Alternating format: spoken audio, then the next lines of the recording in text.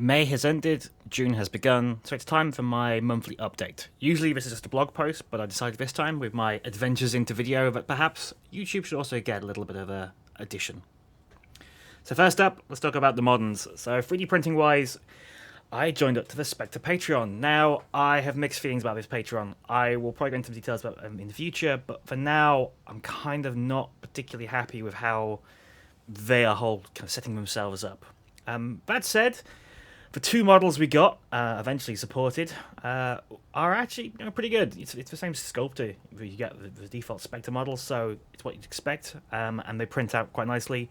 The support structures are well done, so I wasn't too upset about what you're getting. My main problem is mostly with the Patreon. You're being asked to pay money before being told what you're actually paying for, which always strikes me as bad when it comes to Patrons. So we'll have to see what happens next month. Of course, the big moderns, as you may have seen from last month's videos, is about Black Powder Red Earth 28mm. Here are my work in progress shirter guys. You can see that in the Gorka suits. I still need to finish them off. These are quite early on, just the base colours, some testing to see the different styles. I quite like the tan and brown look. The greens sort of add some variation, and I think that this is the style I'll go with the shirter guys. My plan is to then paint the rest of them up next month. The Motorsub will have the same color of Gorka, and then the Hongbin guys will be slightly different, and Scorch, of course, will be the classic jeans and t-shirt look. But we'll come to them in later on next month. For now, though, I think that's all the moderns, so let's look at the fantasy stuff I've been doing. So, I've been working quite a lot on my fantasy setting, and as part of that, I decided that it's time to detail the guys in the north. So, rather than doing a traditional, the frozen north is where all the barbarians live, I've actually come up with this idea for a kingdom beyond the snow, effectively. This comes from watching the first season of The Terror, where you actually see some of the Canadian wilderness kind of up in the Arctic Circle and sort of seeing that style. And I can like the idea of like a fancy adventurer crossing that to find the mystical kingdom beyond where the demons live. And actually, the Slanesh Hedonites from Games Workshop really work well for that. They've got this really lovely style to them, which if you shave off some of the details, you end up with this quite authentic and sort of otherworldly look to them. But painting-wise, I started off with my kind of Mercenaries from Dogs of War Studio. So I printed these guys off ages ago. These were among the first Kickstarters I backed, which was STL only. I printed them off on the Mars when it was still using the 0.05mm depth. And then they sat on bases when you painted for ages, so I finally got around to actually painting them. They're not 100% done. I'm kind of going to try and work my way through the whole set and then go back and do some tweaks depending on it.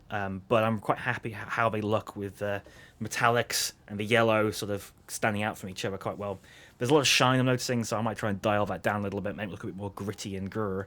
But I think for now, I'm really quite happy with how this first batch has come out. I look forward to painting up the rest once I'm done with all the models. I've also been looking at Vae Victis and their 3D printing stuff. So this is the Butcherwitch from, I believe, their Plague set they did a little while ago.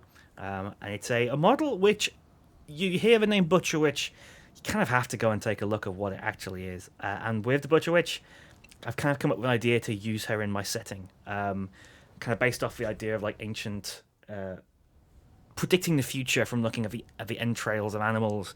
I think the Butcherwitch might be a quite cool way to sort of bring that style of older, darker magic into a more modern day, he says in inverted commas, fantasy setting. So in terms of being painting, she's actually quite a nice model to paint as well. The other Vae Victis model is the Necromancer. So I quite like with my fantasy to be not very low fantasy, but not to be kind of like magical floating castles in the sky and all that style of high fantasy. So I always like magic to be sort of this dark and dangerous thing. Ironically, when it came to painting up the Necromancer, I kind of decided to go for a little bit more of a royal look to him. Rather than just going plain black and dirty robes, I thought this red and gold armor might look like some sort of imperial wizard coming from the capital to see the locals and what's going on. Painting-wise, he was a really nice model to do. Little details like little spider on his shoulder that I really enjoyed picking out and adding to. So definitely one I recommend. And that was the models I did last month. There's a few other little things which were kind of building and assembling, but I showed off most of it. I've got to say thank you for all my Patreon supporters for supporting me. Months go on, it's quite nice to see my Patreon bill for all the 3D printing stuff not actually being quite as big as it should be, purely down to the fact that these guys and girls have been very happy to support me and keep it going. It's still a tip jar, so there's not huge amounts of rewards, so I'm always very appreciative what I get from them. As with every video I do on this channel, if you enjoy what I've shown off, you might as well go take a look at on the blog itself. There's a few more photos, a few extra details, some of my writing, and also the blog itself is packed full of extra information and everything, and the best place to go to carry on. I am now going on holiday, so I shall be away for a little bit. When I return, there will be more painting of the Black Powder Red Earth stuff, and maybe some other things if I get around to it. I've got some 3D printer stuff I'm taking a look at, which could be quite cool.